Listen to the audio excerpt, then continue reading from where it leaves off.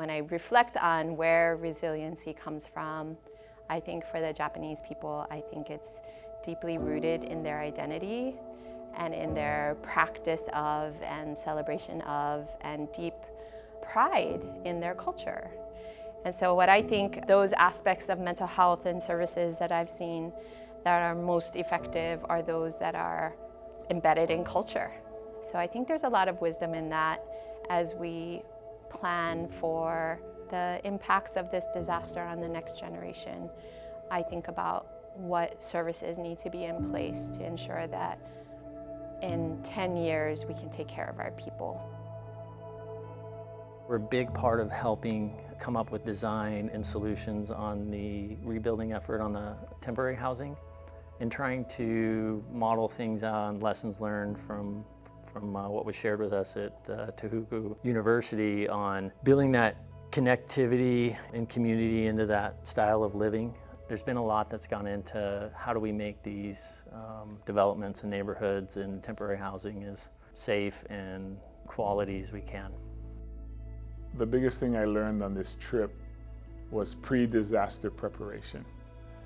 I got that from Tohoku University's presentation, and it's been the most impactful in the way that I now look at things that happen to us here in Maui. So for example, now we are planning on evacuation routes in all areas of Maui, but in particular Lahaina.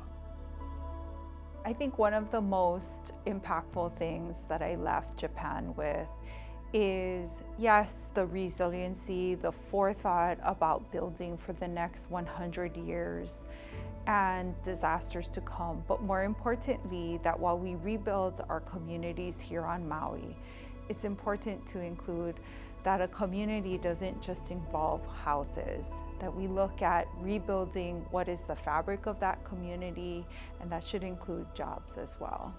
And we hear that they want an investment into agriculture, but how do we do so to pay livable wages? And I think there is a focus to look at what innovations in technology can lead to resiliency and efficiency into our farming tactics.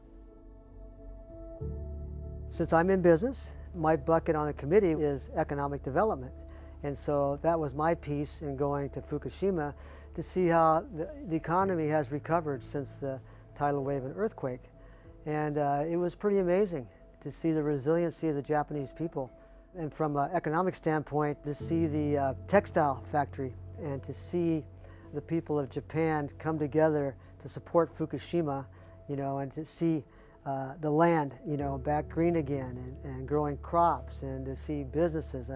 That's what I really appreciated about being able to go there. I learned from the Tohoku people how messaging to the outside was important.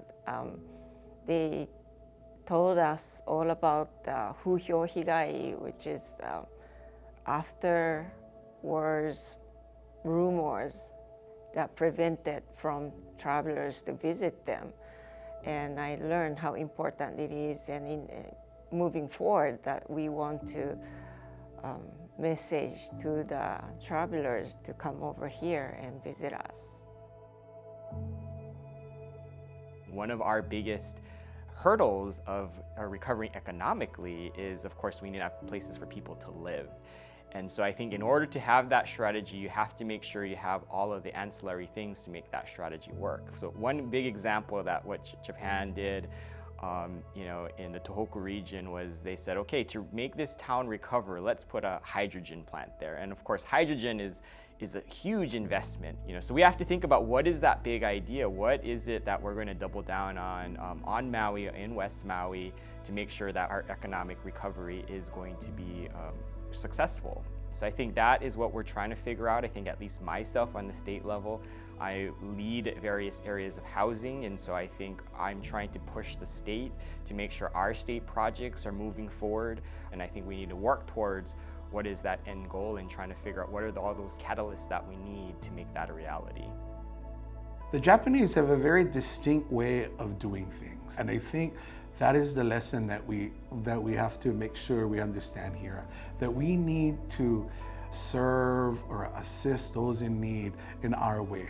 We have our own sets of values, we have our own sets of cultural norms. We always got to remind our service providers, or even my folks that are working in the community, just remember who we are, and we deliver our service and our education based on Maui and what's important for Maui. Learning more about the Kibou trip for the students that went, and you had students who experienced the 2011 disaster in Japan presenting to us in our group, and you realize it's about the children and the children's children. And so it's like, how do we set ourselves up to really have the youth involved and be a big part of what comes next? Well, I'm doing everything I can to not only rebuild our own home, but to see our community come back. And so to see how things have come back in Fukushima gives me great hope.